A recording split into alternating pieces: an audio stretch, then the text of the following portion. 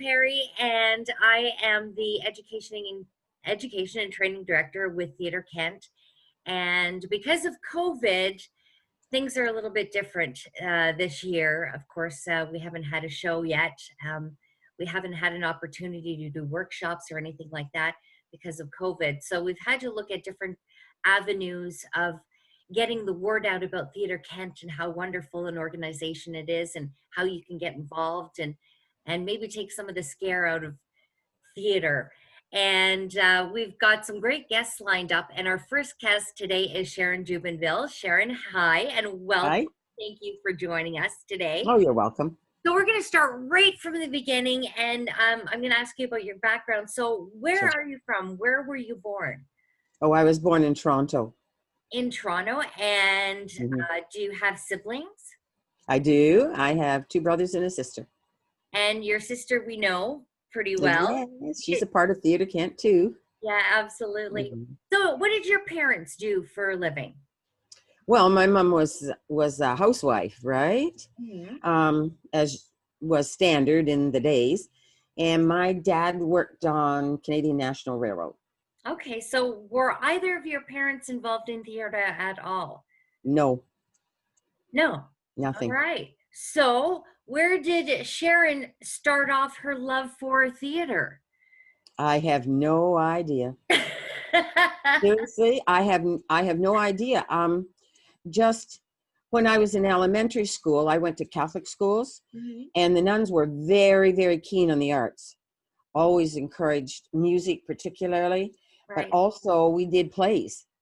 And I guess I just took it from there. And then in high school, the same. And then when I went to university. Let's start back in elementary school. What kind of plays were you guys working on back then? Well, mostly we did religious plays, right? Things having to do with Easter and that sort of thing.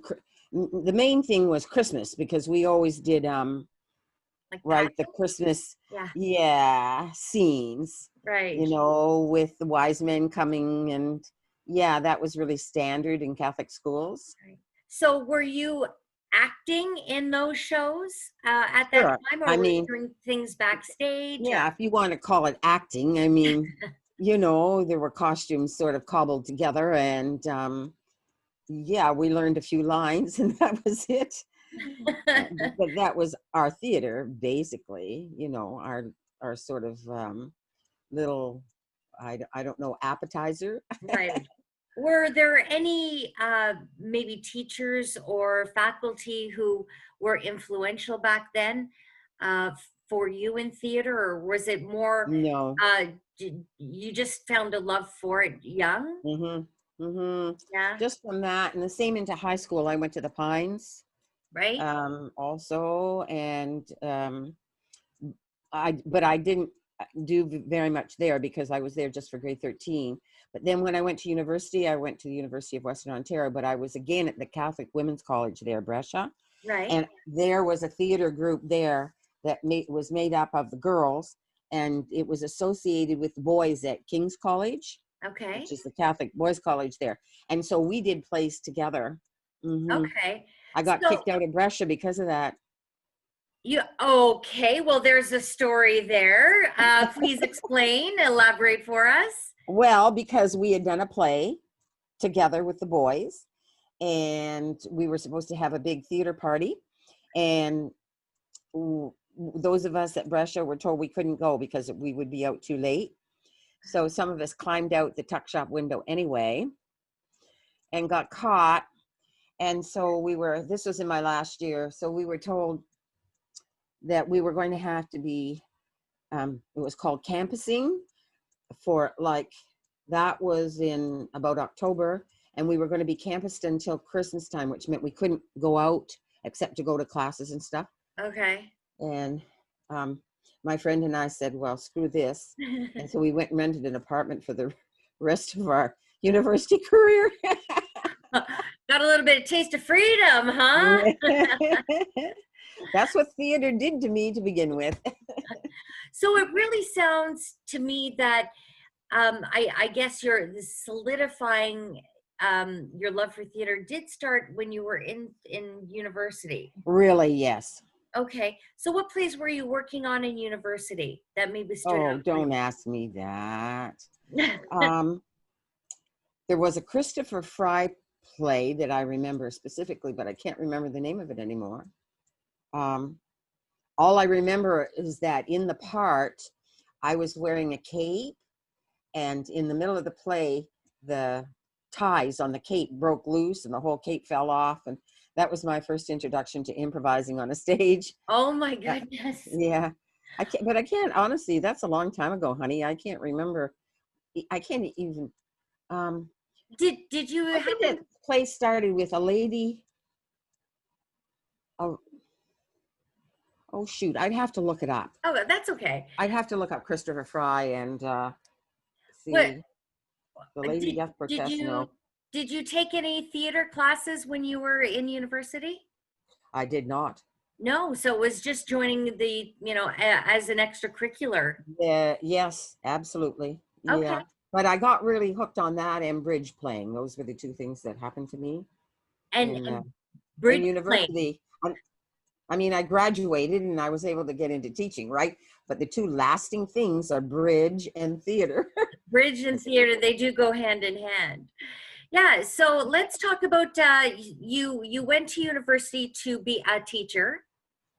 Is that No, correct? I went there because I didn't know what the heck I was doing. Okay. I just went.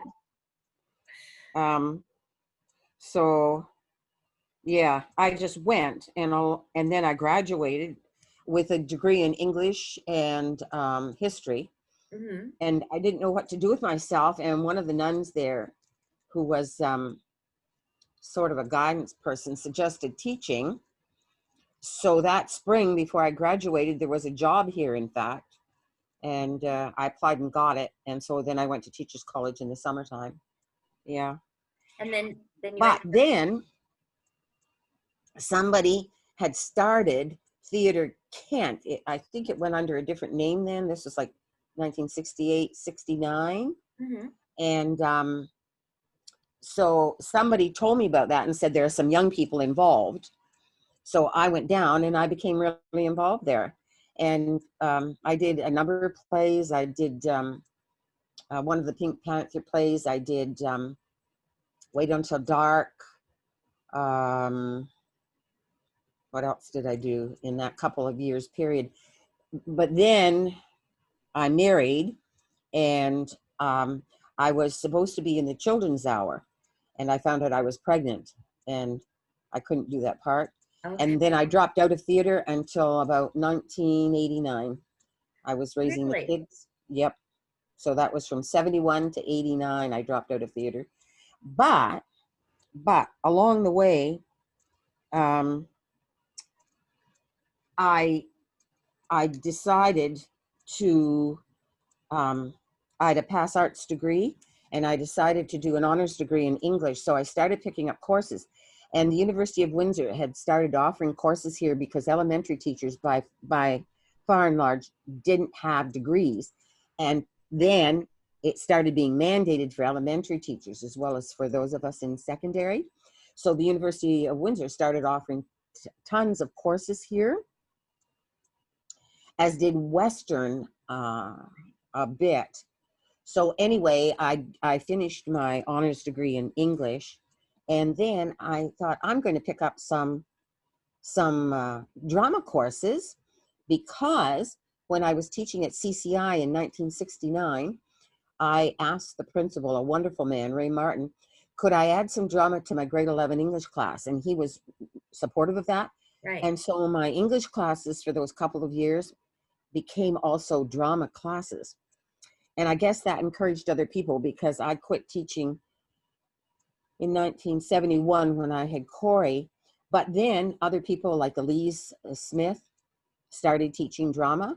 And Hmm. all of a sudden, other people in the meantime started teaching. So when I went back in 1976 to teaching, I went back to CK, and there had been a half credit semester course in grade 11.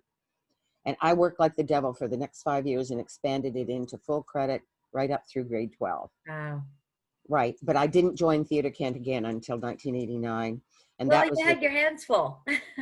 well, I did. I was teaching full time and I had 2 kids I was raising and stuff, right? Right, exactly. So then in 1989, Leonard had picked up theater in the meantime. He had Okay. started already directing Arms and the Man and I'll Be Back Before Midnight. Um, he is an excellent, excellent director. Um, he was asked to do a fundraiser for the theater, for the cultural center. Right. And so a group of us wrote a play called Just in Time. It was a murder mystery. And Okay. I performed in that. And then in 1990, in the summertime, I performed in the play he directed for the competition that used to be in the summertime. It was that year, it was in Ingersoll, Okay. and we took it there. Um, it was called Identity Crisis, a crazy, wonderful play. And then I dropped out again until 1994 when I tried out for the Mad Woman of Chaillot and got one of the Mad Women parts. And then that same year, Ruthie cast me in Steel Magnolias. And then after that, I've done many, many plays Right. and acted and produced and stuff like that in Theater Kent and carried on teaching drama. And also in the meantime, in 1984, I established the Sears Drama Festival, the Chatham-Kent district here, which I Wow. ran for 20 years until 2004. Yeah, we hosted what, three regionals and a final in 2003. Excellent. So that's sort of Sharon's history, right? I'm So trying to get Christopher Fry how here. how many shows have you actually been a part of throughout Oh, Theater Kent? um, Like too many to many, I'd have to count, go add right? them up. Right, because if you're going to count not acting, I produced a lot of plays. Right. Plus, um, I've I was like head of makeup for Annie. I have assistant stage managed. I've never stage managed. I never took that on. I've worked in all kinds of like a lot in props. Yeah, helping with costumes, doing makeup constantly. I managed to bring in Marvell when there was still the Marvell beauty school here. My friend was running it and they started coming and doing the makeup and Oh, hair and great. stuff. Yeah, just Yeah, you've worn many hats in I Theater have, Kent.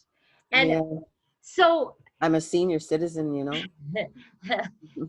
you are who we look to for our education because you know it all. You've done it all.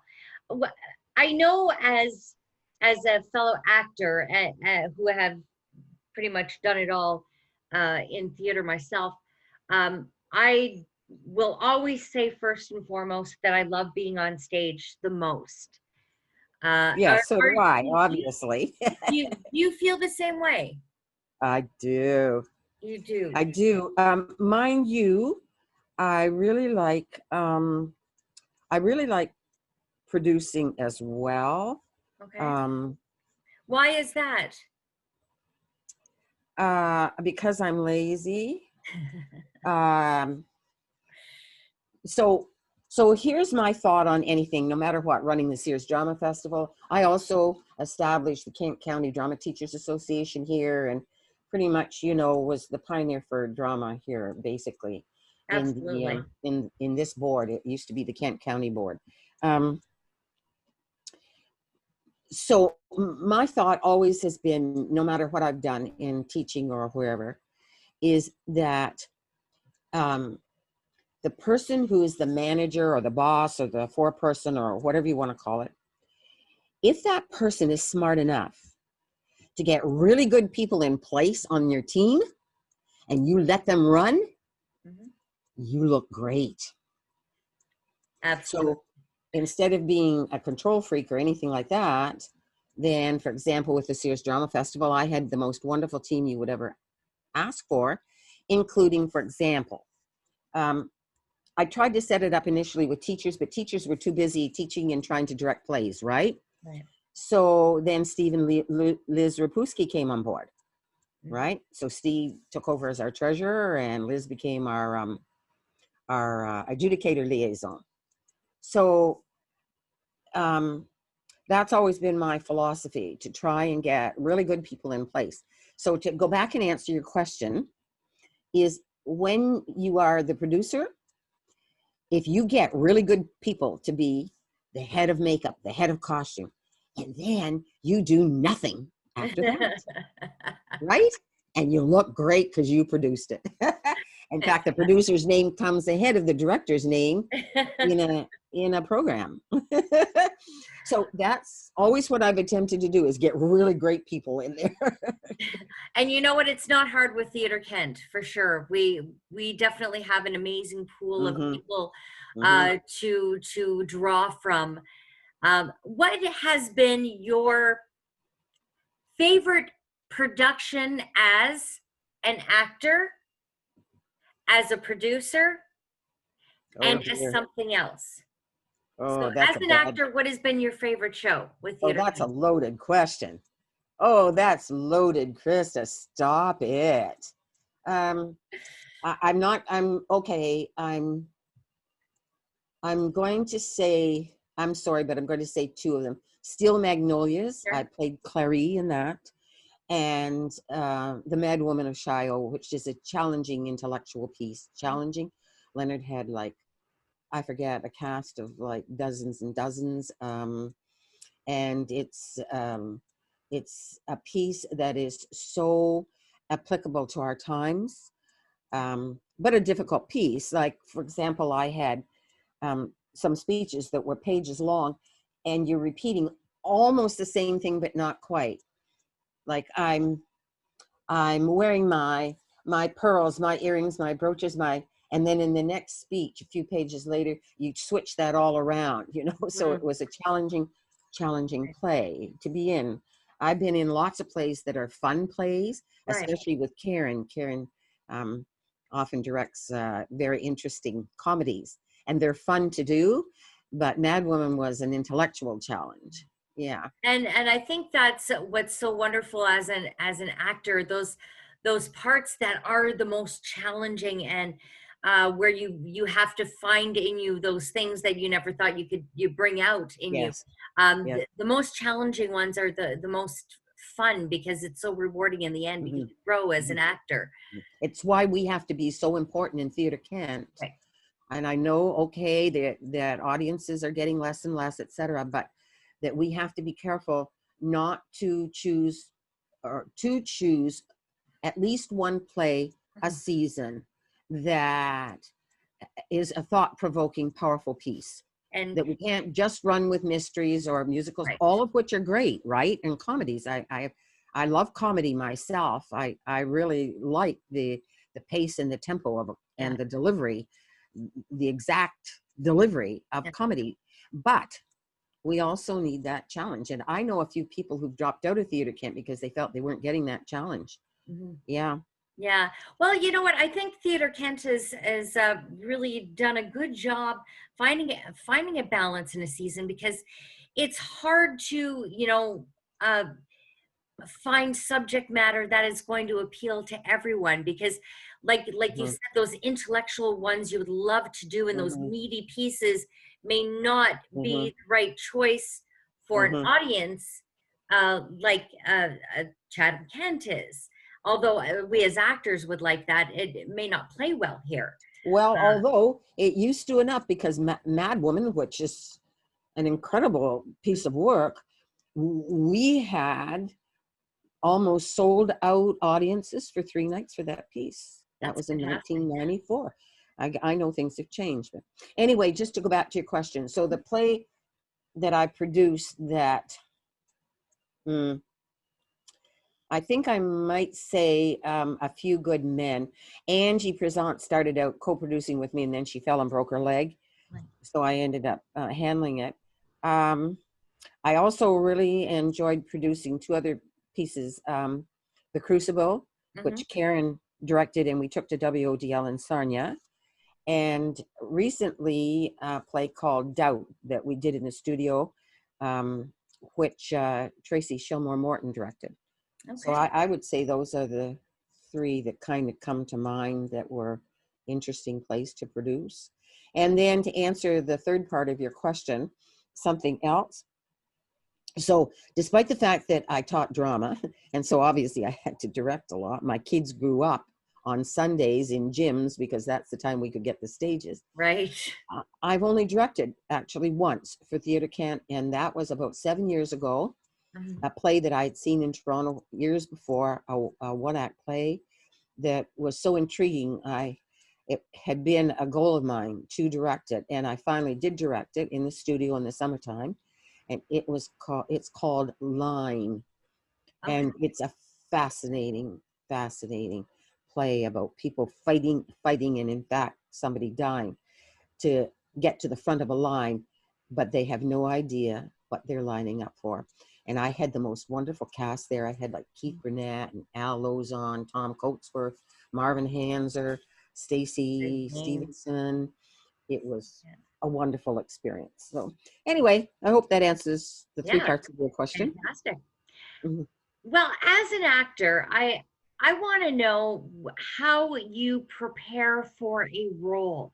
Is it any different preparing for a comedy as it is for a drama? Are you a method actor? How do Mm-mm, you prepare? Because mm, everyone does it differently, and for a young actor starting out, it may be intimidating to take on a role that's kind of big, and mm, some people just don't know where to start. mm. You know what? I know a ton of people are going to disagree with me on this, Mhm. but for me, this is what works. Mhm. I learn my lines because when you learn lines, two things happen. Number one is you're not standing on a stage with a script in your hand that you're paying attention to, right? Right. So therefore, you can learn the interactions and the interrelationships a lot better Yeah. because that's what you can focus on when you learn your lines. I give myself 3 weeks in and learn to have my lines learned. The second thing that really works for me again is by going over and over the lines, I start to see within those lines, oh, so why did my character say this? This looks to me as if it's come out of the blue. Mm. Why did I say no when there doesn't seem to be any lead up to this no, for Mhm. example? Do you understand what I'm saying? Mhm. You mean understanding and comprehending what things actually mean Yeah, in a like, script. yes, exactly. So then I'm saying, oh, this is what my character has said. So then I learn something more about my character, right? Mhm. Over and over and over again. And I'm still doing that with Calendar Girls Mhm. all these months later. Every time I go over my lines, trying to keep them in my memory, is I think, oh, here's a line and I haven't thought about it. And Right. then I start thinking a little bit more about it as my character. So basically, I know lots of other people wouldn't agree with that. For me, that's what works. Yeah, absolutely. I find for me, getting like you said, getting that script out of hand as quick as possible, because that Mm-hmm. just frees you up. Because acting is s- so much more than just speech. It's your whole body. It's Mm-hmm. your reactions to what other people are saying to you. It's Mm-hmm. being reactive. It's connecting, and Mm-hmm. having that Mm-hmm. script out of your hand is first and foremost. Yes. And My especially problem is, Sharon, is correct. actually learning those lines. How do you Yeah. do that? Do you have a script partner, or how do you just sit and read? How do you memorize those lines? Because Yeah. I've never had a feels like problem a with different. that. I Really? start out and I start by learning the first few lines and then I add the next few lines and then I add them all together. And then when I think I've done enough Mhm. and I've stuffed enough into my head, then Right. I get somebody, my sister, Leonard, whoever, I say, okay, take these lines from me. Okay. And then the next time I come back to it, I started another section. Okay, I go through that and then I start another section and I just keep adding and adding. But to be fair about it, I do have a pretty good memory. So, Mhm. you See, and know, I don't. So I find a lot of the time I really do have to associate my mhm, onstage movements with my line. mhm. Sure, So sure. it's that and that for me is difficulty getting that script out of hand, like Mhm, you said, but mhm. it's so important to Sure. do that. Sure, So I know, I understand that totally, you know. For me, you see, it's getting the script out of my hand because then when I'm standing on this stage, I think to myself, "Oh, okay, I think that I would really like to have this prop in mhm. my hand at this point." Like even in Calendar Girls, I said, "Oh, you know what? I need I need something, I need a pen and I need a clipboard or something like that in my hand as this character," right? So that comes to me as I'm moving around the stage, but I understand what you're saying too.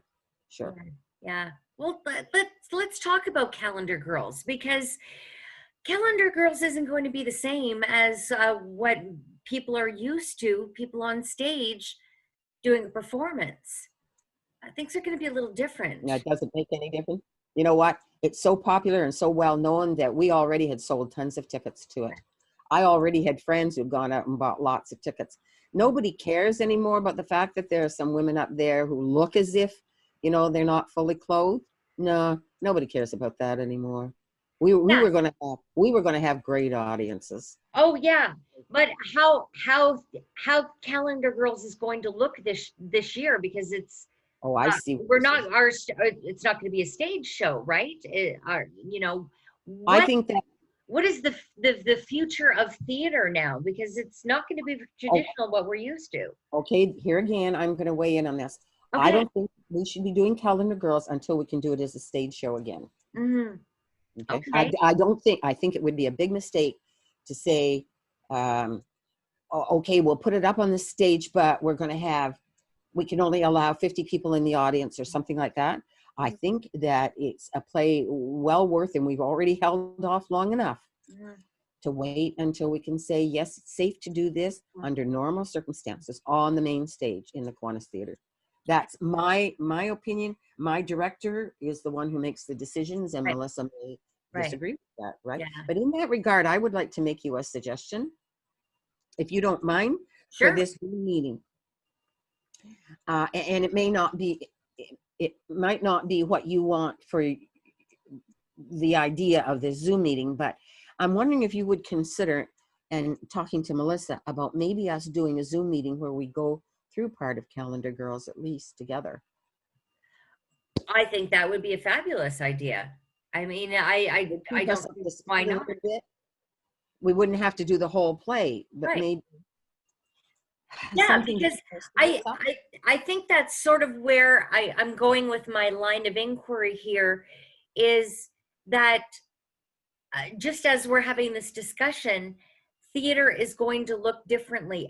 How because of COVID, until we can get a vaccine, until things go back to normal, we have to look at different avenues of performance. How do you see that happening? Do you see it like in a Zoom format? Do you No, see it do you see it on stage and everyone in masks and reduced audiences? How do you see that presentation moving forward? you know what I think I'd be looking at right now? I would be looking at doing nothing but one act plays. Okay. One act plays. Are you talking about monologues? Are you talking No, or I'm not talking monologues. I don't like one-handers. I don't even yeah, like two-handers. No, no, no, I'm not talking about that, but I am obviously talking about a smaller cast. For example, I could have done line easily with okay. them separated. I Right. could have adjusted the line a little bit, you know, because Yeah. they're in their own space to begin with. Um, so I would be looking at something like that. So you're not holding an audience for a long period of time. You don't have to deal with an interval, Right. um, Right. right? Yeah. And you can space people out. Yeah, And just exactly. that's my idea Yeah, anyway.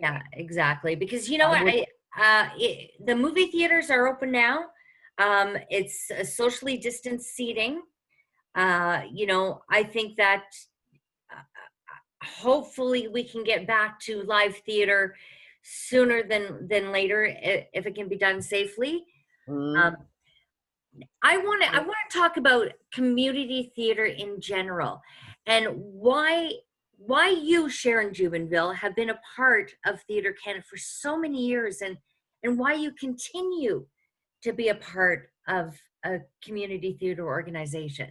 Well, I think like many of us, because I like to act. I like to get on a stage and do the thing, you know? Like some people get very nervous. I don't. I can eat my whole meal sitting there right before and snacking and everything like that. And Really? I like getting out there. And if the play isn't suitable to me or I don't get cast or whatever, that's fine. Then I still want to be part of something that I think I think theater is just always so exciting to see something come alive. It's like in my English classes, I always from the very beginning as a young teacher, I always made my students act things out. There's no point in sitting there and reading a Shakespearean play. You Right. know, like it's meant to be acted out. And so Exactly. I made my kids get up and do it. Not the whole play, obviously, but we would take scenes and do it. Yeah. So Exactly. And you that's know how what? What's so wonderful about community theater is it allows people of every type of background Mhm. imaginable to be a part of something. I mean, you can be a 78-year-old man who likes to do carpentry on the Exactly. weekends, come and Mhm, help build sets. mhm, You can mhm, have someone who loves to bake, maybe do front of house mhm, and do like a bake sale or mhm, fundraiser. mhm, You don't just have to be an actor because let me mhm. tell you, yeah, the actors are the ones on stage and we get all the glory. But let me tell you, if it wasn't for all those people backstage, Absolutely. they are the heart and Mhm, soul. mhm, From the ticket takers to the people who scrub the mhm, toilets in the mhm. lobby. Oh, Thank you. absolutely. Yeah, Yeah. for sure. And you know what I used to say to my students is, okay, I hope you enjoyed my classes. Mhm. I understand that most of you won't go on to, perform or anything like that. But I hope that all of you will become really good audience members and Right. support theater because you love it, right? Exactly. That was my take for my students. Yeah. Yeah, and we definitely need to encourage people out there of every walk of life to come see local community Mhm, theater. Um, mhm, you know what? It's such a wonderful night out where you could be laughing your guts out mhm, or crying or maybe mhm, even be a part of live theater. You know, mhm, it's such a wonderful thing to be a part of. mhm, Uh, mhm, Sharon, let's talk a little bit about students. I know a lot of the students out there have these big, grandiose ideas of getting into mhm. theater professionally, and what what does it actually take to make it? Um, You being a drama teacher, a you lot of luck uh, and yeah. a lot of patience.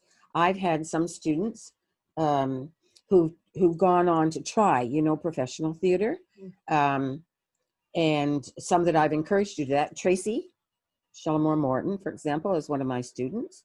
Uh, um, as in fact, her husband and Eric Bristow, they were all mine at Blenheim District High School. Mhm. Um, and Tracy actually made the second round of the National Theater School auditions. She's a very good actress, right?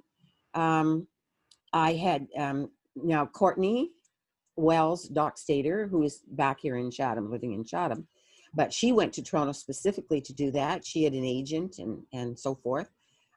But it does take luck that some part comes up that, you know, and you're in the right place at the right time. Mhm. Tara Duffy is another one of my students from John McGregor initially. She also had an agent in Toronto.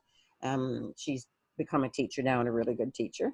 Um, so I have had some students, go, but it's a tough go, especially in Canada.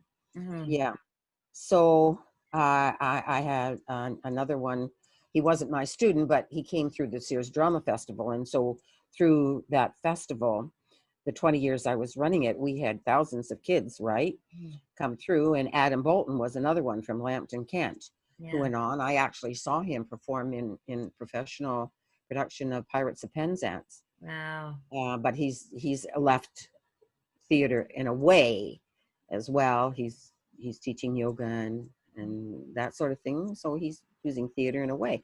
So you do also use theater skills in other ways.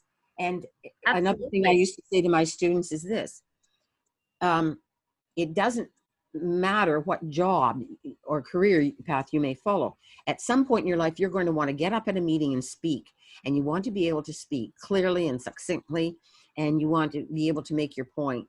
And Absolutely. this is what I'm training you for in these classes.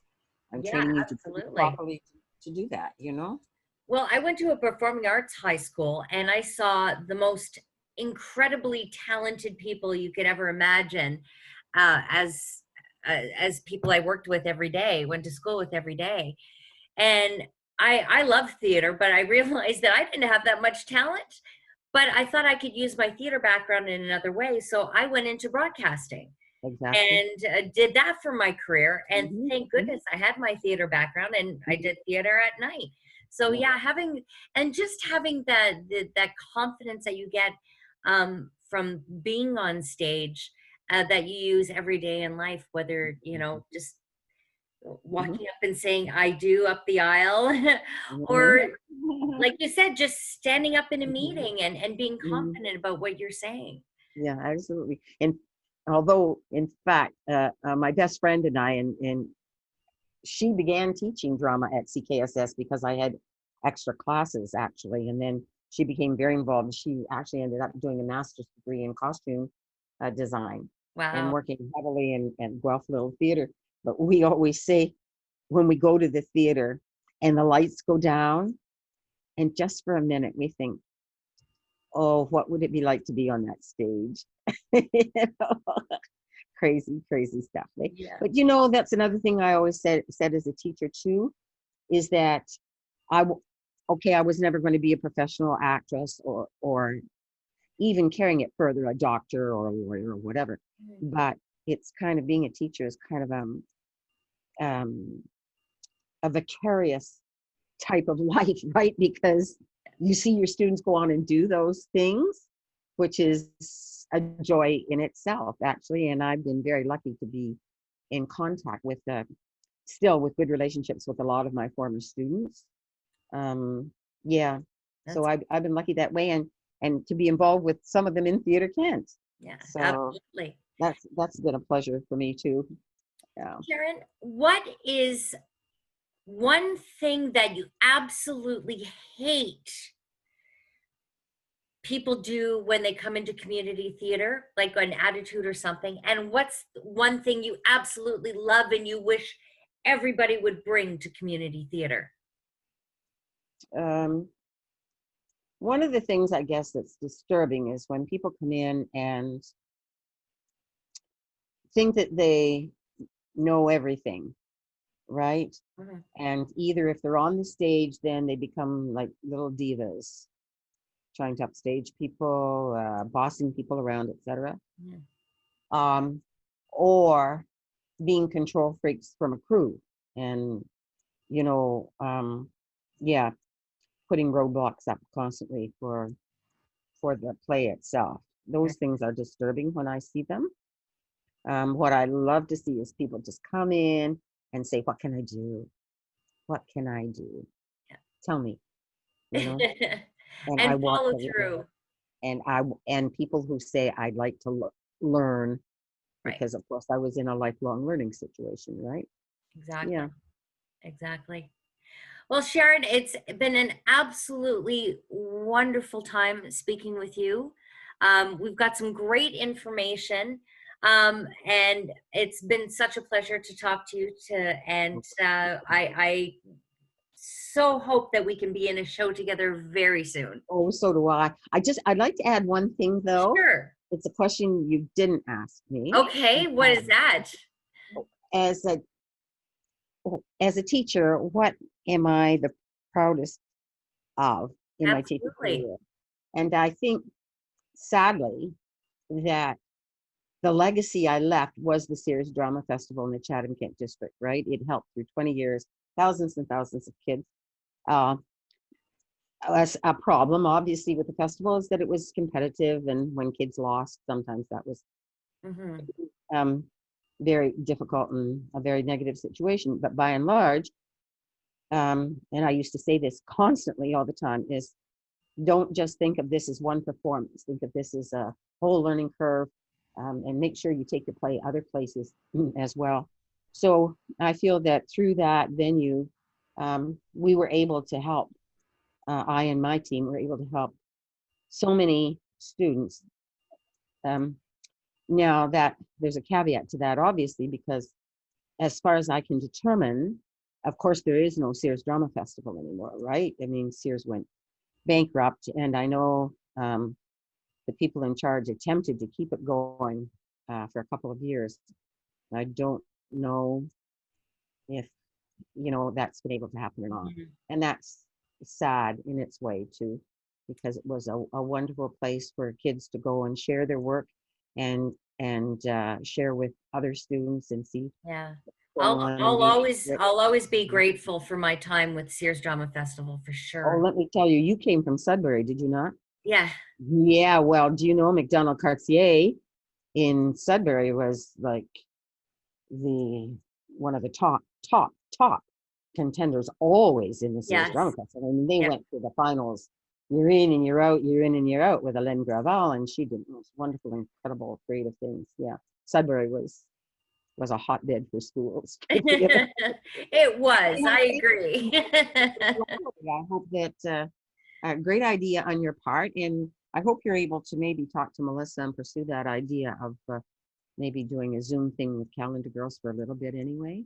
Yeah, I think that'd be a Um, great idea. It's always something to pursue because, all these little great ideas will blossom into something huge right. for Theater Kent. So again, I just appreciate your time so much and opening up and sharing. And this may be a start to some great interviews. So thank Right. you so Yeah, much. I really look forward to that. Make sure that, yeah, you carry on with this. This is a great idea. Thank you. You're already proving how invaluable you are to us. I'm just happy to be back. Thanks again, Sharon. Okay, hon, you're very welcome. See you soon.